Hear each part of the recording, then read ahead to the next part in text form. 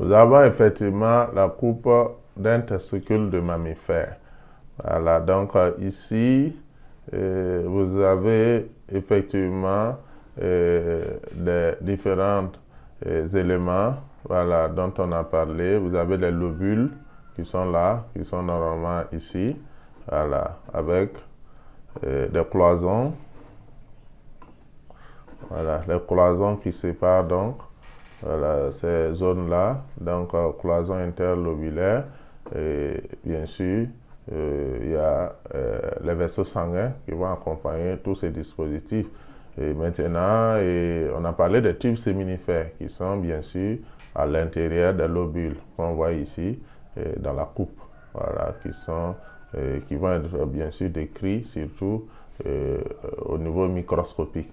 Pour l'instant, c'est une coupe qu'on peut donc appeler macroscopique et qui donne des détails assez, j'allais dire, généraux.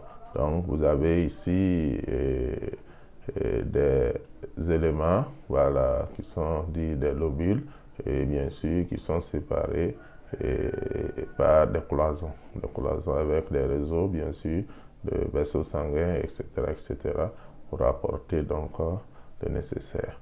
Donc ici, on a la coupe d'un ovaire de lapin. Vous savez que les mammifères, les femelles fonctionnent pratiquement de la même manière.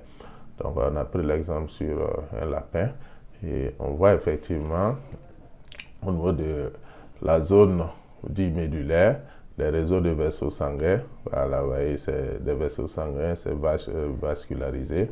Et la périphérie, on voit ici un peu des follicules, des follicules dits ovariens. Donc à différents stades, on verra tout de suite de façon détaillée. Voilà ce que ça donne. On voit la présence d'un corps jaune, bon, on n'en a pas encore parlé, on reviendra sur ça.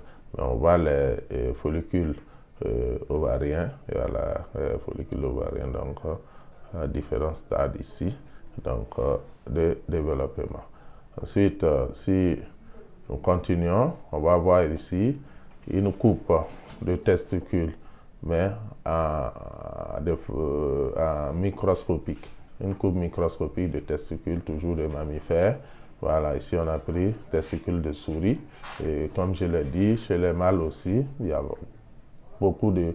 pratiquement la même structuration chez tous les mammifères. Donc chez la souris, mâle comme chez l'homme, il n'y a pas une grande différence. Donc on voit effectivement la coupe d'un tube séminifère. La coupe d'un tube séminifère et vous avez les zones donc bien sûr, les zones donc intermédiaires entre les tubes séminifères. Donc, et vous voyez bien sûr les capillaires, les vaisseaux sanguins bien sûr nécessaires pour nourrir ces cellules, mais vous avez aussi des cellules interstitielles, n'est-ce pas?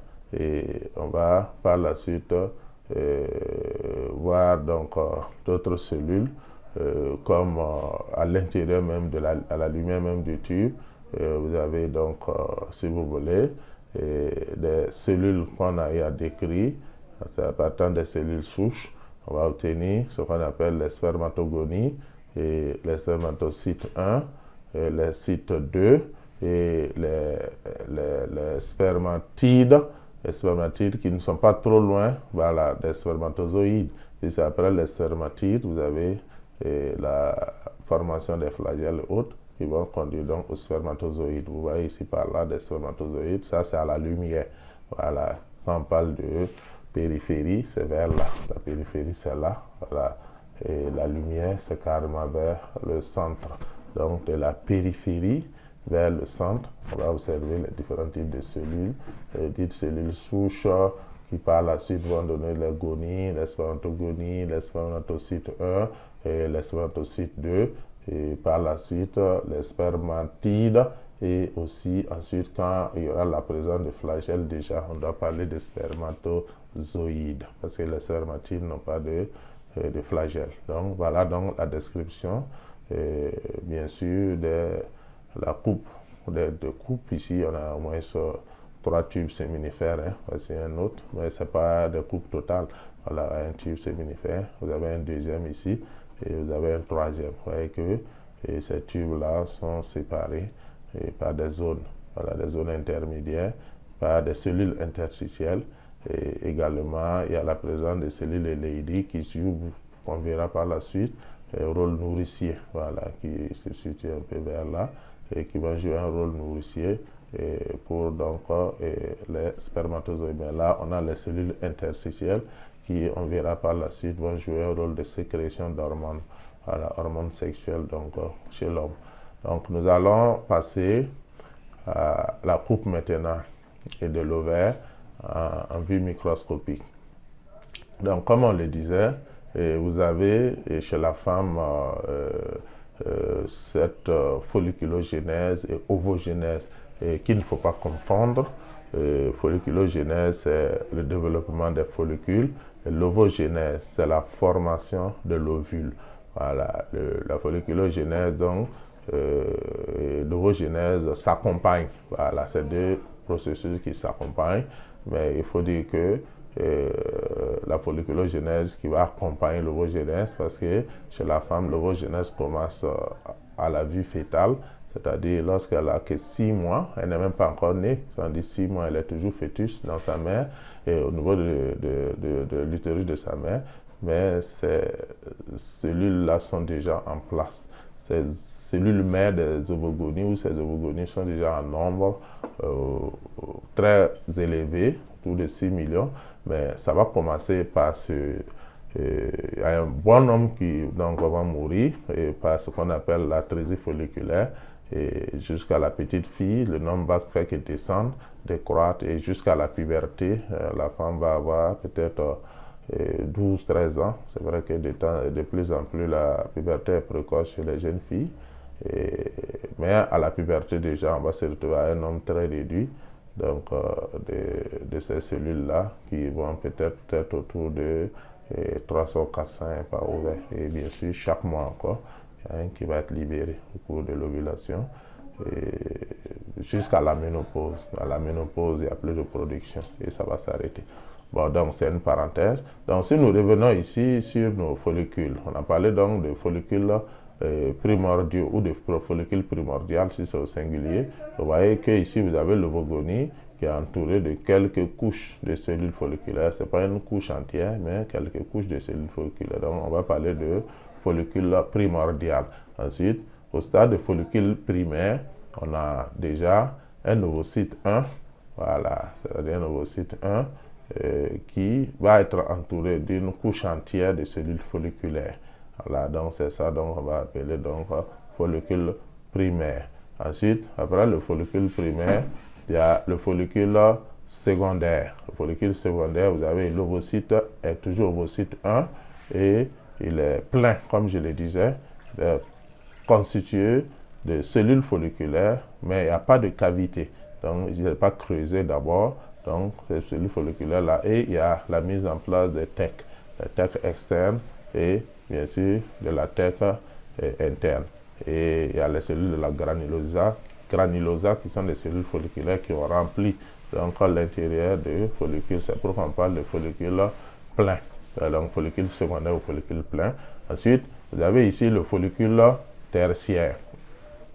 Le follicule tertiaire, donc, qui commence à être creusé d'une cavité, donc qu'on va appeler follicule cavitaire. Voilà, vous voyez qu'il y a un creux qui se fait ici et qui se remplit de liquide. Voilà, de liquide. Et bien sûr, les cellules folliculaires sont toujours là, au voisinage de notre ovocyte, qui est toujours ovocyte 1, avec granulosa ou cellules folliculaires, et bien sûr, qui commence à s'entourer d'une zone, dit zone pellucide. Et vous avez nos TEC qui sont toujours là, et qui sont en train de se développer. Voilà, TEC interne et TEC externe qui sont là. Et bien sûr, vous avez donc ici la cavité qui se remplit de liquide. Et cette cavité qu'on appelle donc antrum, qui se remplit de liquide et qui joue un rôle, bien sûr, comme je l'ai dit, de repulsion de l'ovocyte vers la sortie. Et on va voir par la suite au niveau donc du follicule, j'allais dire mûr ou follicule de Degraaff, on a toujours notre ovocyte qui est devenu ovocyte 2 par la suite. Et vous voyez, donc, devenu ovocyte 2 qui est toujours accompagné de cellules folliculaires, voilà, comme des amis fidèles, qu'on va appeler corona radiata. Voilà, des cellules folliculaires qui ont abandonné la marche, mais il y a d'autres qui sont toujours là et qui vont l'accompagner même d'ailleurs, même après l'ovulation, jusqu'à ce qu'on entame le processus de fécondation. Voilà, donc c'est des fidèles compagnons de l'ovocyte, on peut le dire, qui sont appelés corona radiata. Donc c'est bien des cellules folliculaires. Ensuite, vous voyez qu'à l'intérieur, notre cavité qui est riche de liquide appelé antrum, donc l'antrum là a pris du volume. Il a pris du volume et vous verrez qu'il va donc laisser un passage donc, pour notre ovocyte. Donc, au cas où on va donc l'expulser pour pouvoir permettre l'expulsion, donc, si vous voulez, au cours donc, de l'ovulation. Donc, vous avez la granulosa qui est toujours là, voilà, constituée de quelques cellules folliculaires qui sont toujours là, voilà, mais qui sont en nombre réduit maintenant, puisque vous avez notre cavité qui a pris du volume. Et tout ça, c'est pour permettre le passage de l'ovocyte par la suite et sa libération donc, au moment de l'ovulation. Donc ici, on va parler bien sûr de follicule mûr ou follicule de graphe. Donc c'est un follicule qui est prêt. Donc lorsque on est à l'ovulation, c'est ce follicule-là qu'on va obtenir. Et surtout, donc, on ne peut pas observer des follicules mûrs chez une fille qui n'est pas pubère, qui n'a pas atteint l'âge de la puberté, qui n'a pas commencé bien sûr le cycle menstruel. Donc ici, il ne va pas avoir de follicule mûr. Le follicule donc, de graphe follicule mûr va s'observer seulement chez les femmes donc, en âge de procréer.